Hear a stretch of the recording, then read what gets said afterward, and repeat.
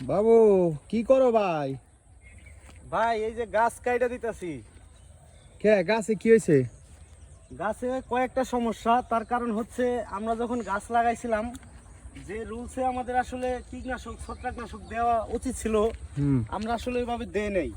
না দেওয়ার কারণে এখন আমাদের গাছ কিন্তু মাশাআল্লাহ অনেক সুন্দর হয়েছে, কিন্তু আমাদের গাছে ফল টিকতেছে না। আর ওই যে দেখতে পারতেছেন গাছের পাতার ভিতরে কিন্তু এই যে ছত্রাকে আক্রমণ করছে, এটার জন্য আমরা ওষুধ স্প্রে করছি।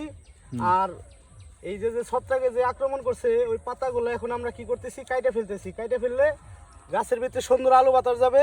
আর এখানে যখন নাকি আবার নতুন করে স্প্রে করব, তাহলে অল্প অল্প ওষুধেই মনে করেন যে অনেক ভালো কাজ করবে। আর এগুলো যদি থাকে একটা থেকে আরো 10টার ভিতরে ছত্রাকে মানে ছড়িয়ে যাবে। দেখেন আমাদের কত সুন্দর গাছ, অথচ গাছের ভিতরে ফলন নাই। তার কারণ ফলন আছে, এই যে জালি আছে, অনেক সুন্দর সুন্দর জালি আছে, এই জালিগুলো হচ্ছে টিকে না। কারণ হচ্ছে আমরা সঠিক নিয়মে স্প্রে করিনি, যার কারণে এখন পাতা কেটে আবার নতুন রুলসে তারপরে আমরা স্প্রে করব। এই পাতা কাটার নিয়ম আপনি কই জানলেন, কার কাছ থেকে শিখলেন? এটা আসলে আমাদের কোম্পানি, যেই কোম্পানির সাথে আমরা কাজ করি তাদের পরামর্শতেই আমরা আসলে এগুলো করে থাকি।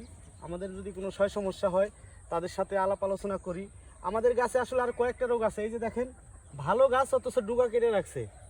এটা আসলে এক ধরনের পোকা আছে, এত বড় বড় বাদামি কালারের, ওইটার জন্য স্প্রে করছি। ইনশাল্লাহ ওইটা দমন হয়ে গেছে, এখন আর নাই। কে এগুলো আগের, এই যে আগে কেটে রাখছিল ডুগা, দেখতেই পারতেছেন, কিন্তু এগুলো এখন আর নাই। এখন আমাদের একটা সমস্যা, সেটা হচ্ছে আমাদের এই জালি আসতেছে কিন্তু জালিগুলো টিকতেছে না। তার কারণে আমরা আসলে ব্যবস্থা নিছি, পিজিআর দিছি গতকালকে।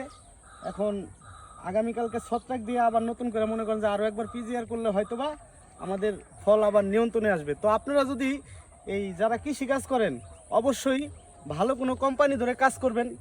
বাংলাদেশে অনেক বড় বড় কোম্পানি আছে, যদি আপনি কোম্পানি ধরে কাজ করেন ওই ক্ষেত্রে আপনার কি হবে, আপনি কখনো লস হবে না। তাদের যে পরামর্শ, এটা কিন্তু অনেক সুন্দর পরামর্শ। তাদের পরামর্শ নিয়ে আপনারা কাজ করবেন, ভালো লাভবান হবেন। আর আমাদের পেজটা ফলো করবেন, কৃষির যে আপডেট আছে আমরা যতটুকু জানি আপনাদেরকে দেওয়ার চেষ্টা করব।